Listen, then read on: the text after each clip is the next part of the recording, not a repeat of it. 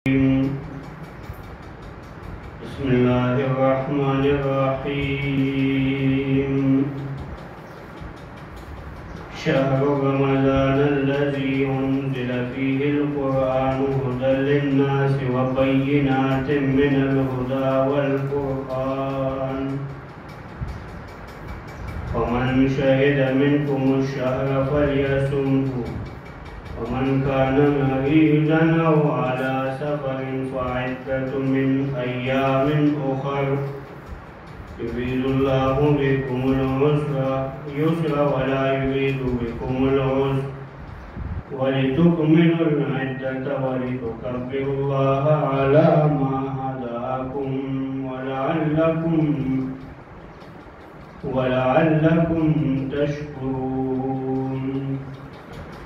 वइज़ा सअलक इबादी अन्नी फ़इन्नी क़रीब उजीबु दाअवतद्दाइ इज़ा दआन वलियस्तजीबू ली वलियुमिनू बी लअल्लहुम यरशुदून। सूरतुल बक़रा शुरू हुआ।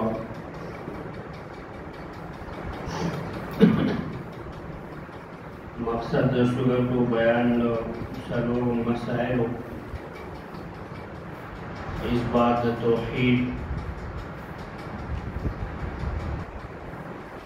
इस्बात रिसालत, जिहाद फी सबीलिल्लाह और इंफाक फी सबीलिल्लाह। सूरत को सलोर हिस्सों के तक़सीम हो। अवलना हिस्सा 10 आयतुन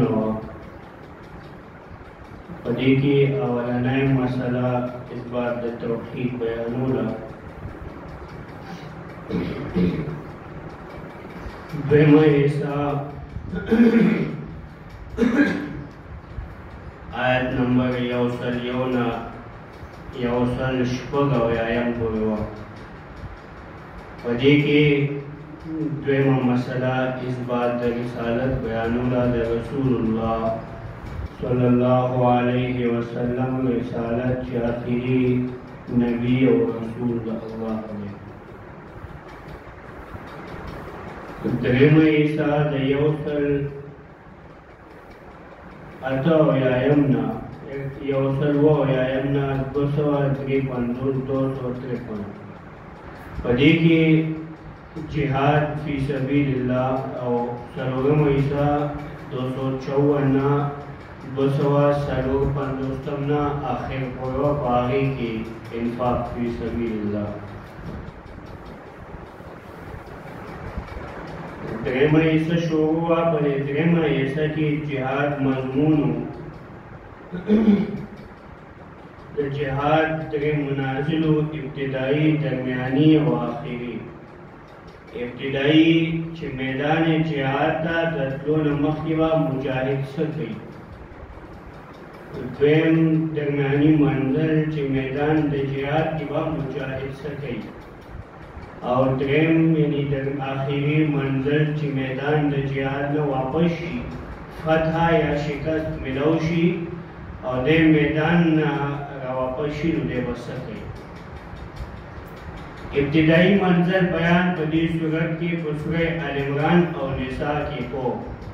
इब्तिदाई मंजिल दपारा 3 खबरें लाजिमी में यौ द मुजाहिद तरबियत, द्विम द मुजाहिद द मुल्क इस्लाह और द्विम द मुजाहिद द कोर इस्लाह। चिरादरे खबर पदे बांधे मुजाहिद आमल की नुदेपा मैदान जिहादी कामयाबी नुब्याद दरमियानी मंजिल बयान अनफाल और मुहम्मद और अली तक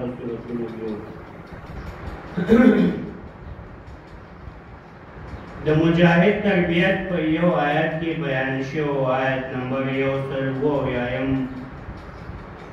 या द मुजाहिद द मुल्क इस्लाह सियासत मदनी वक्त की 178 शुरू सलोग कवानीन बयानुल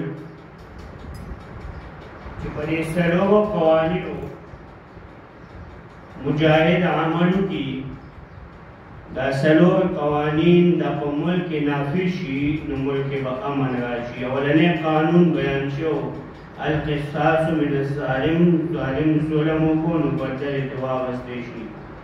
حاکم له دا پکار دی چې دی د خپل د محکوم د خپل رعایا د ظلم بدله واخلي. د هغه د ملک باشندګانو سره ظلم کیږي نو د هغې بدله په حاکم باندې اخیستل لازم دي.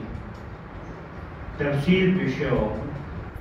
بیا آیت نمبر 180 180 کې دویم قانون بیانېدو، تقسیم د مالونو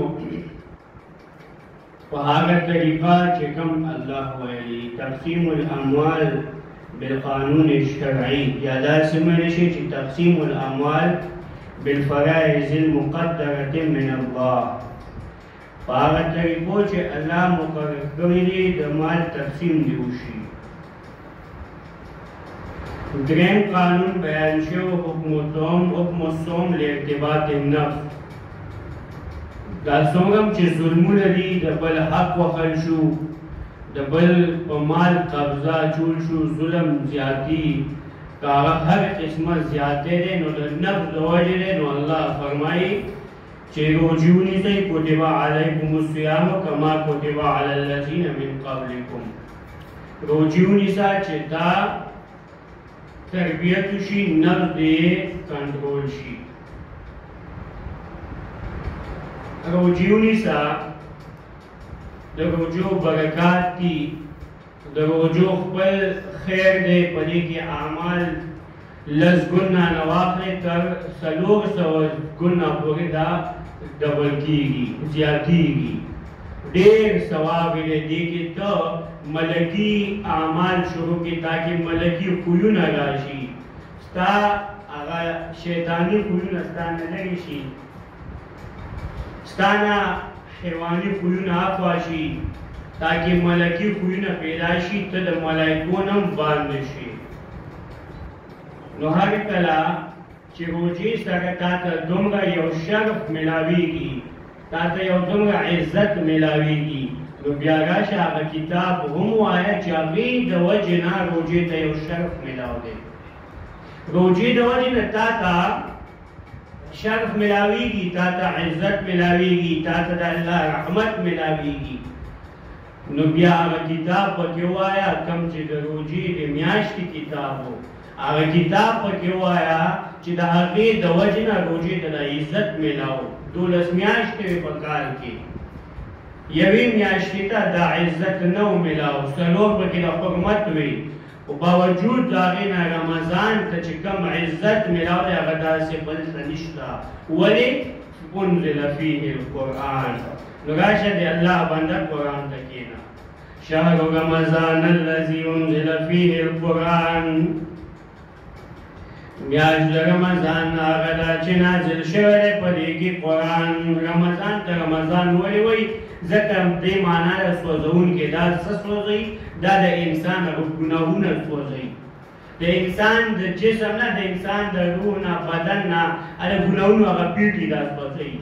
یا امام مجاهد رحمه الله نه ذکر کوي، امام بغوی معالم التنزیل والا، هغه وایي چې رمضان د الله په اسماو کې یو اسم دی. رمضان دا د الله په اسماو کې یو اسم دی. نو شهر رمضان، میاشت د رمضان سمانا یعنی میاشت د الله والا، هغه میاشت چې هغه د الله ده. شهر رمضان الذي انزل فيه القرآن، میاشت د رمضان هغه ده چې نازل شوی دی په دې کې قرآن. هدى للناس، هدایت دی دپاره د عامو خلکو، للناس عام خلکو، لام انتفاع او دپاره د عوامو، للناس دپاره د خلکو، عام خلکو ته بیان کا. وبینات من الهدى والفرقان، عام خلکو ته قرآن درسونه وکړه. وایي نه عام خلکو ته به قرآن نه وایي، 14 علوم چې نه ویلي نو دا پې کافر کېږي. بغیر د شپاړو علومو نه به وایي یو عام کس به قرآن ته نه کښېني. ولې لکه هغه وایي د علوم نه دي کړي، دی پې ګناهګاري کړي. معاذ الله، الله وایي للناس، عامو خلکو ته بیان کا. زمونږ د استاد الله دې پې قبر رحمتونه ولیږي، هغه تړي شوي ته ولې د دې ملیانو نه منې؟ وایي دا یو خبره یې کومه، وایي څه خبره؟ وایي دی وایي چې عوامو ته د قرآن نه بیانوي. هغه ورته شیخ القرآن رحمت الله علیه هغه ورته د آیتونه شروع کړل چې قرآن خو راغلی هم د عوامو لپاره و. هذا بلاغ للناس شهر رمضان الذي انزل فيه القرآن هدى للناس. عام د آیتونه پې لګیا شو. والذي بعث في الأميين رسولا منهم، والذي بعث في الأميين، الله وایي په امیانو کې مې پیغمبر راولېږه. او دوی وایي چې عوامو ته قرآن بیانو. هدى للناس، هدایت دی دپاره د عامو خلکو. وبینات من الهدى، او وضاحت دی د هدایت. والفرقان، و بیانیه یعنی فرق کوونکی کتاب په منځ حق او د باطل کې. قرآن راشي نو حق حق ښکاره شي، باطل باطل. هدى للناس، هدى للناس نه مراد اصول دي، او بینات من الهدى نه مراد فروع دي. هدى للناس اصول، وبینات من الهدى فروع. یا هدى للناس اصول دي، وبینات من الهدى د حلال او د حرام بیان. اصول ورته بیان کا، عقاید ورته بیان کا.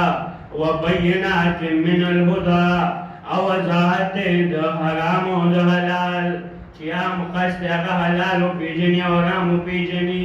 چې یو کس حرام حلال کې فرق نشي کولی نو هغه به د الله حق ادا کړي، هغه به د مخلوق څه حق ادا کړي. او چې قرآن وایي حلال حرام وپېژني نو به حقوق وپېژني.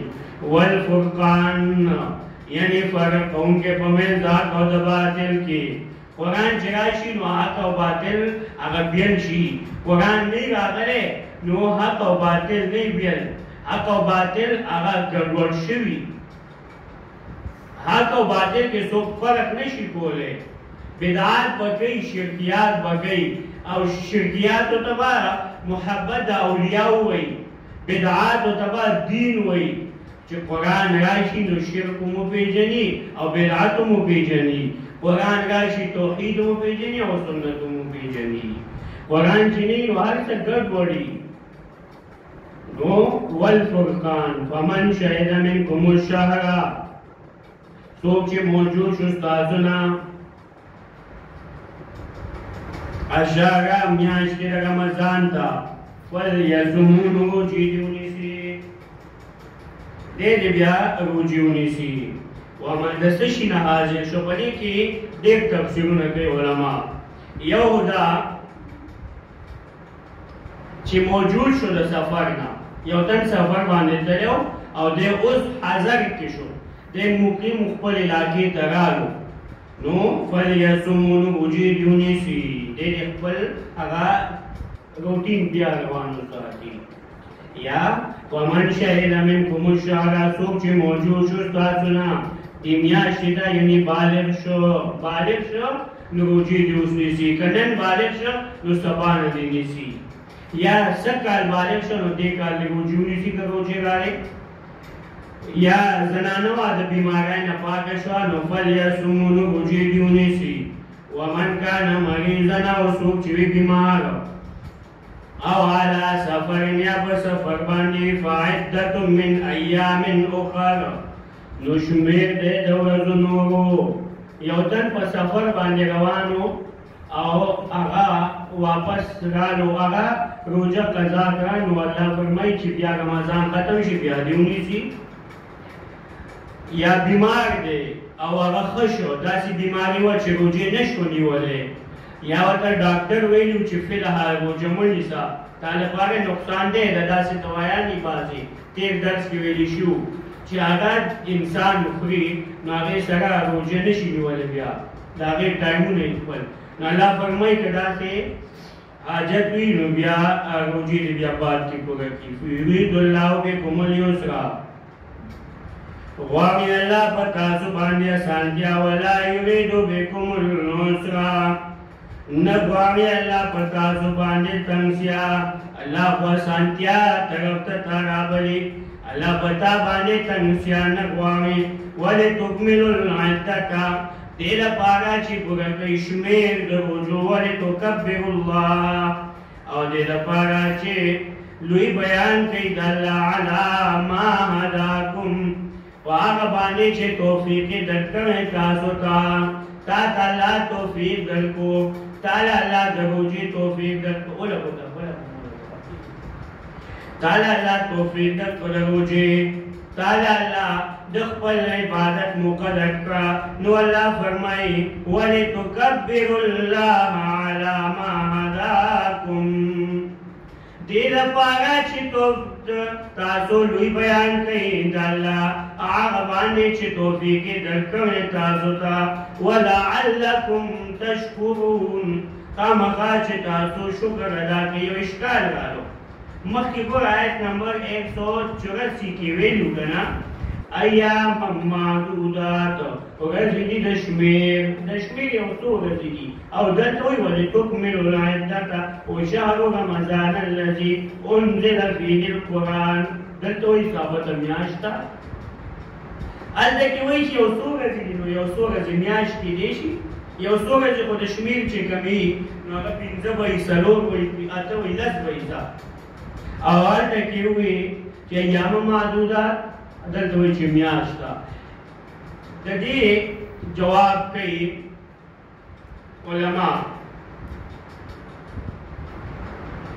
امام سیوطي تفسیر جلالین کې د دې ډېر عجیبه توجیه کوي هغه وایي ایام معدودات او شهر رمضان و یو انسان ته چې کله ته خبره کې نو اول کې ځینځازي کول لپاره هغه ته هغه شی کم ښکاره کړي میاشت خو ډېره ده 10 ورځې دي خو الله ورته څه وکړه ایام معلومه یو څو ورځې دي که نه د شمېر دي یو څو ورځې تېرې به شي نو چې کله تیار شو ذهني طور انسان نو بیا ورته څه ووایي شهر رمضان اوس ورته وایي چې دا میاشت ده پوه شوئ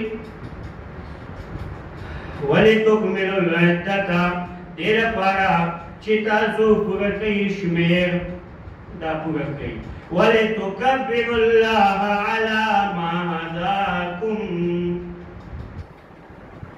او دې لپاره چې لوی بیان کوي د الله بیان کوي علی ما هداکم ولعلکم تشکرون هغه باندې چې توفیق درکړی تاسو ته تعالی الله د کتاب تعالی الله ایمان نصیب کو تو الله صاحب د ایمان په اوس د الله توحید بیان کړه چې یو ځای ته ځي لکه عمر صاحب یاسین اخري باندې تیریږي او یو حبیب نجار راغلی دی هغه پټي ته روان دی لوګ رمې ورسره دی درونی سوې صاحب ودرېږه وایي درو وایي څه کوې ځم پټي ته یو 2 منټه ما لږه بیا ځه وایي ته څوک یې وایي زه حبیب نجار یم وایي ما خالق دې څوک دی وایي الله وی رازق دې څوک دی الله اسمان خالق څوک دی الله وی د ځمکې خالق څوک دی الله دا هر څه څوک کوي وی الله کوي وی چې هر کله دا هر څه الله کوي نو ته عبادت نه بل ولې کوي هغه دې زید په دې طریقه کولاو کو لږ ساعت 2-3 منټه کې توحید بیان کو کار وکړو او هغه موحد شو دا په نوم صورت رانازل شو نو تا ته چل خی چې ولې تکبر الله که عالم او که عامی که هر څوک که پروفیسر که ډاکټر که انجینر که استاد چې هر څه چې موقع درته میلاویږي بل ته ته توحید د الله بیانوه قرآن تلاوت ورکوه قرآن ته خلک رابله د قرآن شوق خلکو کې پیدا کوه دا به ستا کار وي ستا میشن به دی چې خلکو ته که خپله نشي ول خو دا ده چې زموږ هر ملګری هغه به خپله درس کوي دا مولانا صاحب د دې درس هم کوي او دا ملګری د یې تېر درس نه هم راوستي اوس درس نه هم راوسته خپله هم ورته درس کوي او دلته افتواري درس نه هم راوسته دا پکار دا چې هر ملګری درس کوي دا بابر صاحب دلته درس کوي دا حدیث صاحب کوي دغه یو څو کسان درس کوي باقي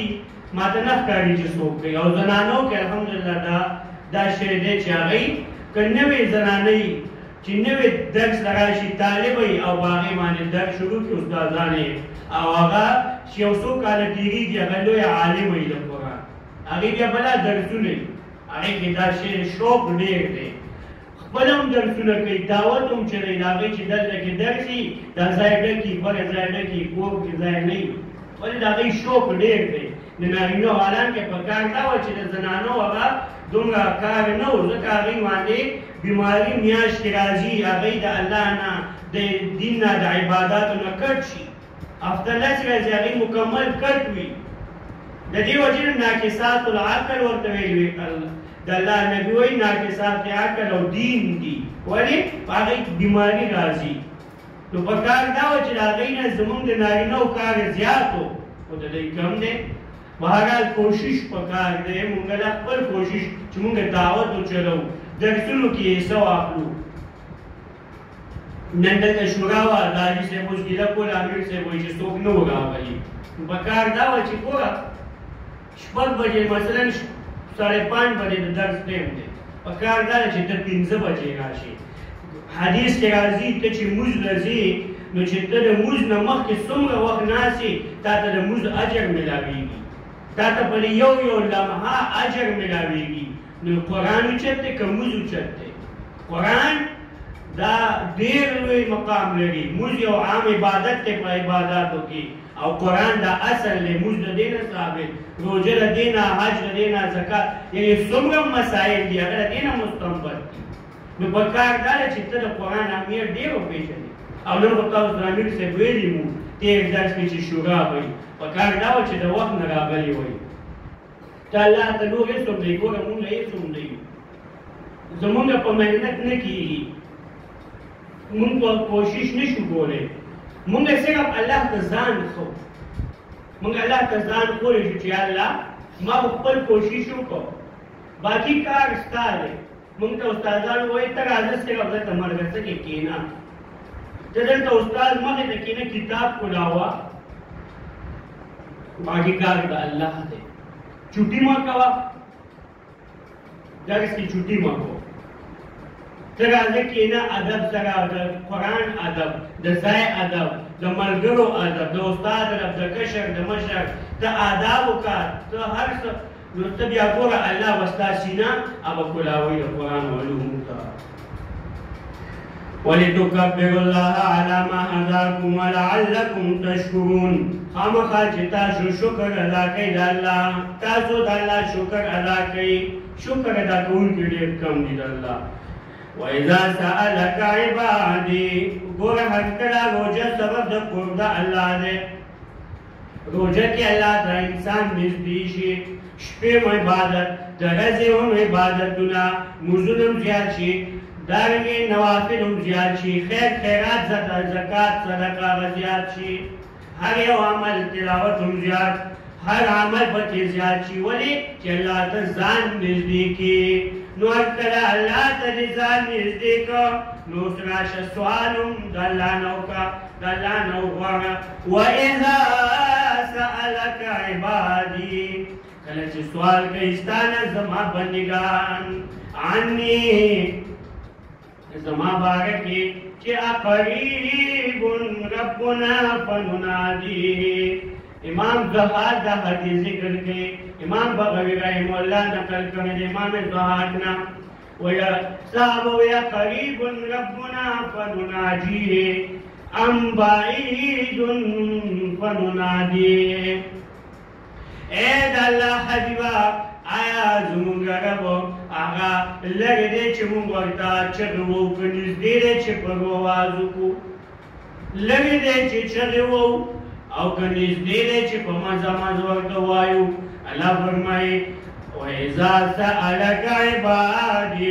وإذا سألك عبادي عني فإني قريب داسې نه وایي چې فقل إني قريب ګوره چې کله هم سوال شوی دی ويسألونك عن الخمر والميسر فقل فيما إثم كبير ويسألونك عن الأهلة قل هي مواقيت للناس ويسألونك چې څومره تپوسونه شوي دي نو جواب یې په څه راغلی قل وایه حبیب وایه قل خو دلته چې سوال شوی دی نو جواب په څه راځي قل نه وایي وسیلو والو نه وسیلو والو دکانداري پکې بند دی وایي که نه وایي د الله د حبیب په وسیله د رسول الله په وسیله د فلاني وسیله د ډنګي وسیله وسیلې په منځ کې نشته کله چې الله او د بنده تعلق رالو منځ د وسیلې ختمې شو وسیلې بیا ختمې شوې بیا مو وایه وسیلې پکې بیا مه راوایه یقین دارم دری عالم سلطان بابو وایي یقین دارم دری عالم کہ لا معبود فی القونین لا مقصود الا هو ولا موجود فی القونین لا مقصود الا هو چوتے غیلا بدزداری بیاتنا چی غمداری نجو از غیر اقیاری لا فتاح الا هو وی جستا لا الہ الا اللہ وی دا میں یقین دے دا میں اعتماد دے دا قرآن پر روشنائی کے چی دا اللہ نہ ما سوا دا اللہ نہ بغیر بل معبود نشتا بل الہ و حاجت روا نشتا چی تا داوے لا الہ الا اللہ دا اللہ دا تورے دے پر لاس کے گالا نو نجو از غیر حق یاری کہ لا فتاح الا ہو بیا تنا چې غم داری بیا وی واځي راشه بیا در سره د څه شي غم دی بیا وسیلې پرېږده بیا د زوات وسیلې پرېږده بیا ډایرک وایه چې الله زما مدد وکړي وإني قریب یقینا زه نږدې یمه قریب څومره نږدې الله سوال راځي که نه نزدې خو ماته تاسو نزدې ناستئ دا جامع ماته نزدې دي دا مخې ته مایک ماته نزدې دی ډېر نزدې دی زما خولې سره لګېدلی دی الله دا هم نزدې دی ورته وایي چې زه هم نزدې یم څومره نزدې سورې کاف کې الله وایي اني اقرب الیه من حبل الورید زه ډېر نزدې یم دې انسان ته د شای غږ نه دلته کې یو غږ دی چې هغې باندې د انسان مرګ دی هغې باندې د انسان ژوند دی الله وایي د هغې غږ نه تا ته ډېر نږدې یم بنده واني قریب داسې نږدې یم اجیب دعوت الداعی اذا دعان قبل ما دعا د دعا کوونکي سوال د سوال کوونکي اذا دعان کله چې ما نه سوال کوي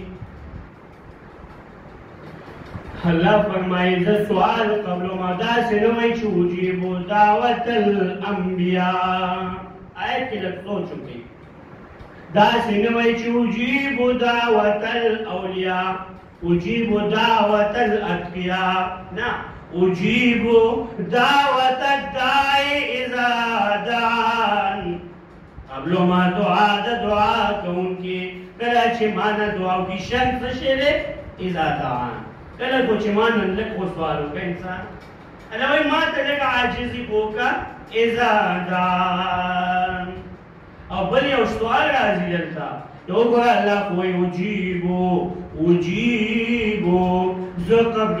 اجیبو زه قبل ما دعوت الداعی اذا دعان دعا د دعا کوونکي کله چې دعا وغواړي معنا نو بیا دا زمونږ دعاګانې ولې نه قبلېږي دا سوال راځي که نه راځي ودی خو نه یې که نه دا سوال راځي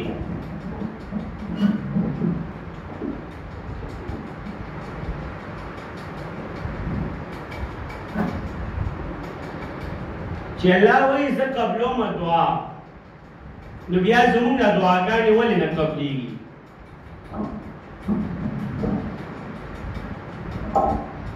الله وایي زه سوال قبلومه نو زما او ستا دا بعضې دعاګانې قبول نه شي نو ولې الله نه قبلوي الله وایي زه قبلومه ګوره دا متعلق دی دا اجیبو متعلق دی د مشیت د الله سره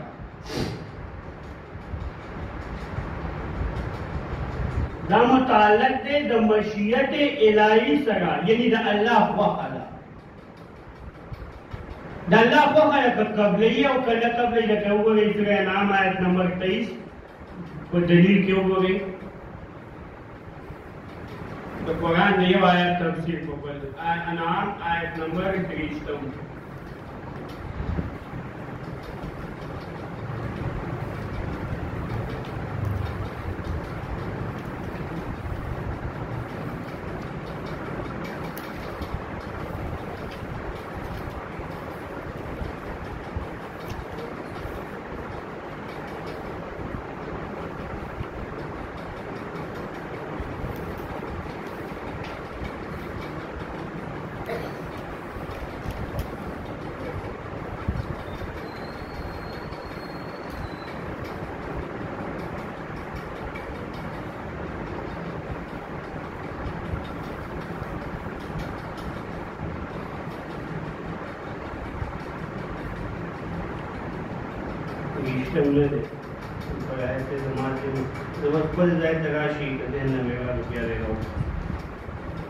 الله فرمایي زه قبلوم دعا د دعا کوم.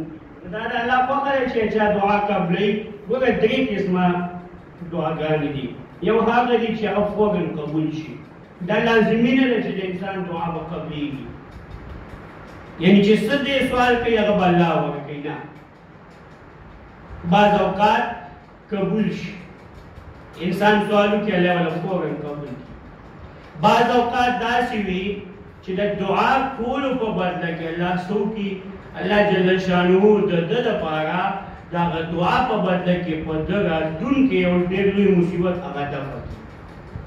په انسان یو تکلیف را رواني او مصیبت یو بلا را رواني، او دې چې کله دعا وکړي د الله نه، نو الله خوشحاله شي او راتلونکي مصیبت هغه دې دفع کړي.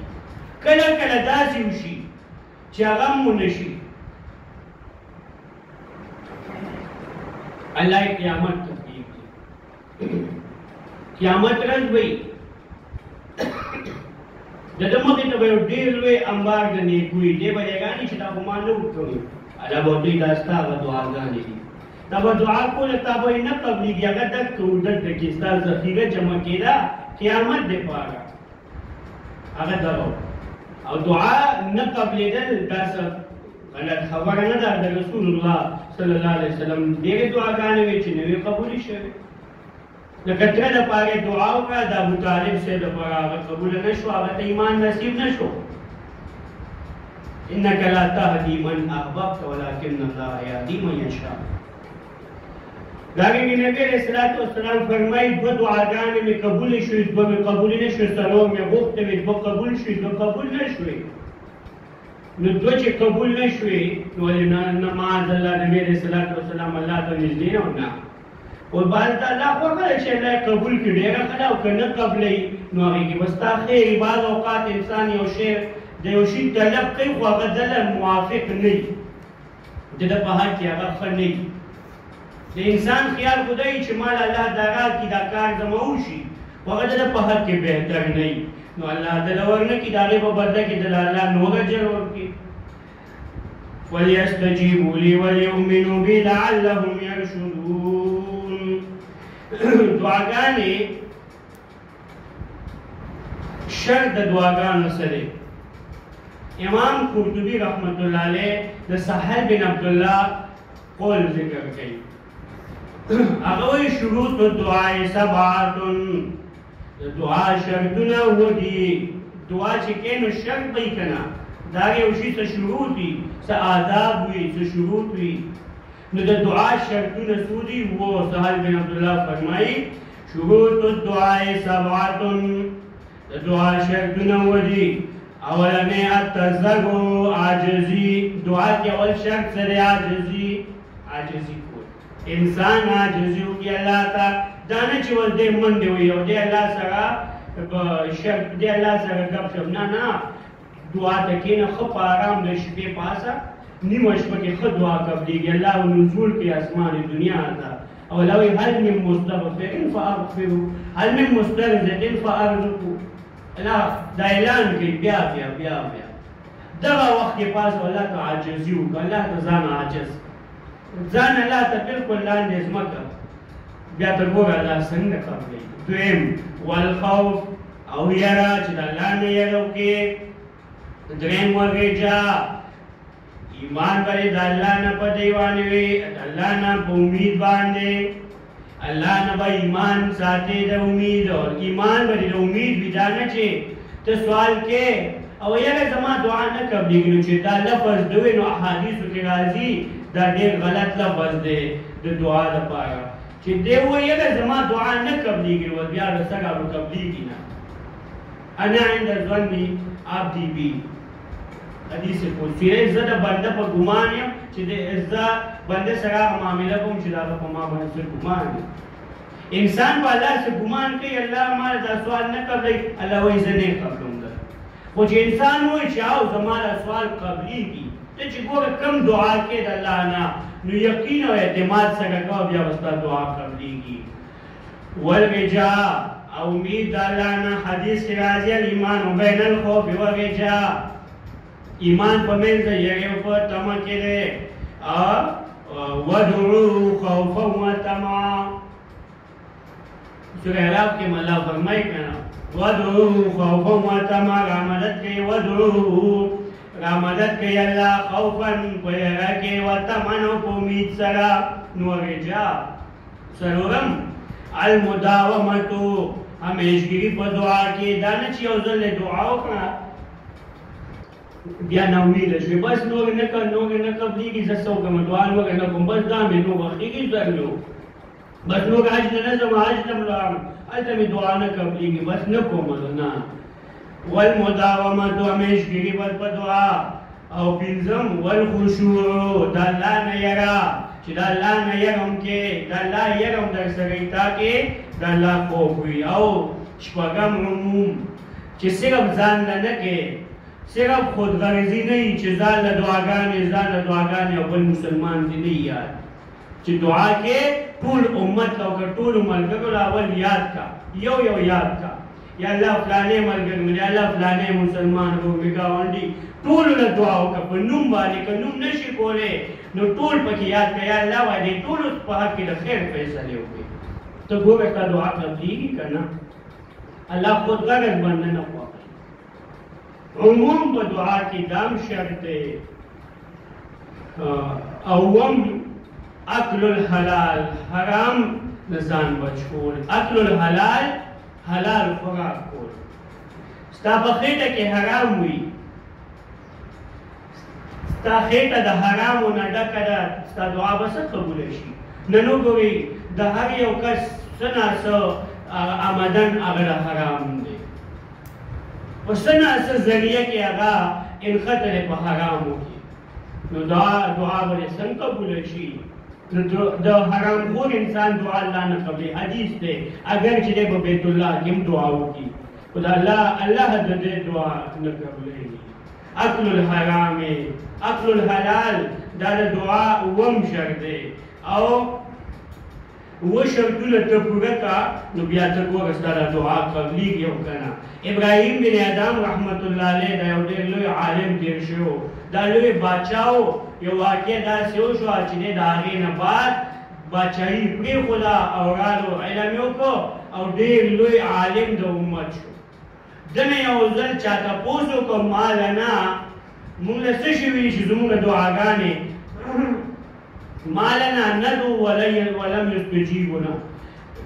ابراهیم موږ دعاګانې کوو زموږ دعاګانې نه قبلېږي. لم یستجاب لنا زموږ دعا ولې نه قبلېږي؟ هغه ورته وایي لس وجې دي دعا نه قبلېدو. ستا دعا ولې نه قبلېږي؟ لس وجې دي. یو وجه اولنی لأنکم عذبتم الله ولم تطیعوه. اوله وجه تاسو الله پیژندلی دی خو تاسو د الله اتباع نه کوئ. الله هم پیژندلی دی ولم تطیعوه تاسو الله نه منئ تاسو د الله تابعداري نه کوئ. وګوره کوم مسلمان د الله اتباع کوي؟ قرآن ته کم یو کیني نه کیني یو الا ماشاءالله بچا چې الله رحم وکړي. और मैं ऊपर जुमातों के दर्ज वकीगी दे बने की दर्ज की दे बने की नहीं अरफ्तुम अल्लाह वलम तुतिउ तासु अल्लाह पे जंदन रे खुदा सुदा अल्लाह इत्तिबा न कोई प्रेम वलिअन्नकुम अरफ्तुम रसूला वलम तत्तबिउ सुन्नतहु तासु पैगंबर पे जंदन रे खुदा को सुन्नत अमल न कोई तासु अल्लाह नबी पे जंदन है ऊपर सुन्नत बांधे अमल न कोई गम